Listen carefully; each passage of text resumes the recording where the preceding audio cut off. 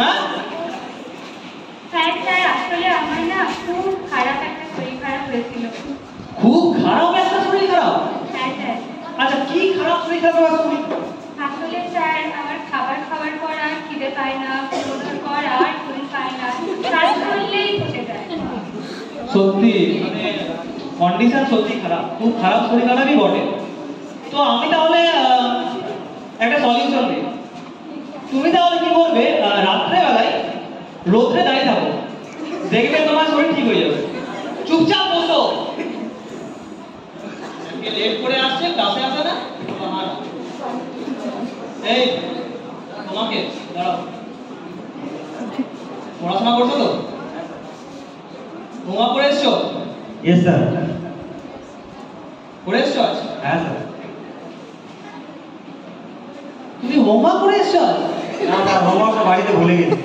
সেটাই ভাবি আমি, তুমি মানে অবাক করা গল্প বলছো। তো হ্যাঁ, সেটা আমি জানতাম তুমি করবে না। হ্যাঁ। তো তুমি যে হোমওয়ার্কটা বাড়িতে ছেড়ে এসছো কেন? স্যার হোমওয়ার্ক অ্যাকচুয়ালি করিনি। হ্যাঁ, হোমওয়ার্ক বলতে ভুলে গেছি। কেন? কারেন্ট ছিল না। তো মোমবাতি জ্বালিয়ে দিতে। স্যার মাচিস খুঁজে পাইনি। তো মাচিস কেন খুঁজে পাওনি? স্যার মাচিসটা ঠাকুর ঘরে রাখা ছিল। ঠাকুর ঘর থেকে নিয়ে নিতে।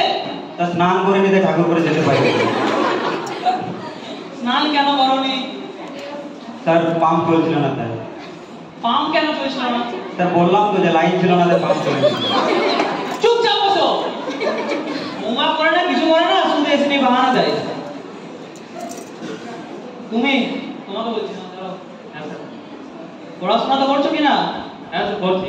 সেটাই, ঠিক আছে। তোমাকে একটা কোশ্চেন করে দেবো। একজন বৈজ্ঞানিকের নাম বলো। একজন বৈজ্ঞানিকের নাম আলিয়া ভাট।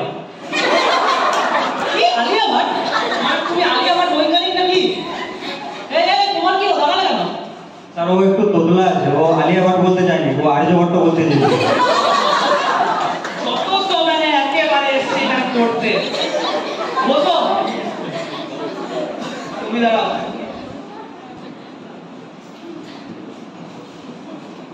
পড়া করে এসছো কিনা?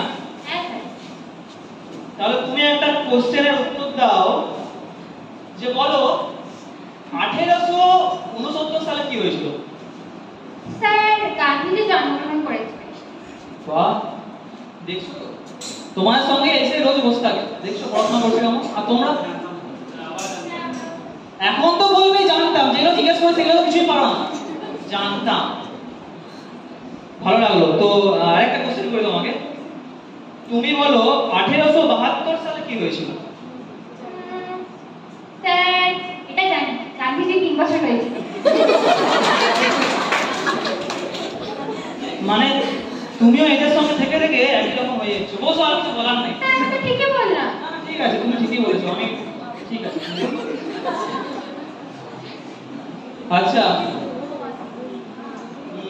তুমি বসে বসে কি ভাবছিলে? বসে বসে ভাবা বেশি করো না, ঠিক আছে? আমি যা বলছি চুপচাপ উত্তর দিবে, ওকে স্যার। ঠিক আছে? বেশি বাড়তি বলো না। Okay sir.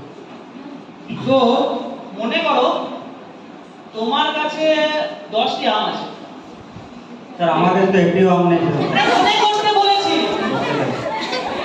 না আগে বললাম, ভেবে চিন্তে বলবে। ওসব কি কোশ্চেন করতে করতেই। Sorry sir.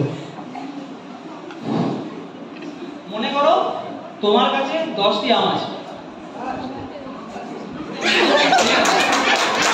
ওকে, আর শোনো, নেক্সট দিন টাইমে আসবে আর হোমওয়ার্কটা করে নেবে। যাও। কি হলো, কানে হেডফোন নিয়ে? হ্যাঁ?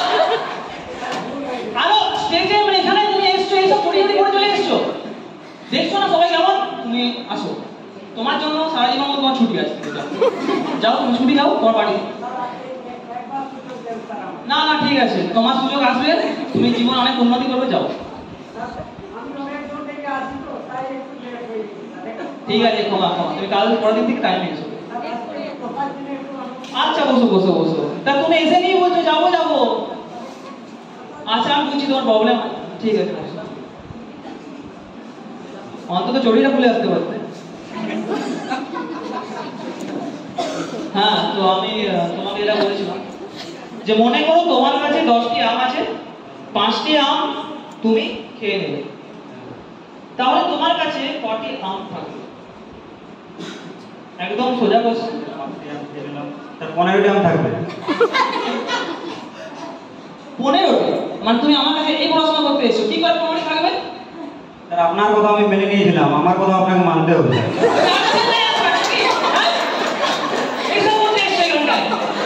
চুপচাপ গান ধরে উঠবস করে যাবে। পুষ্পারাজ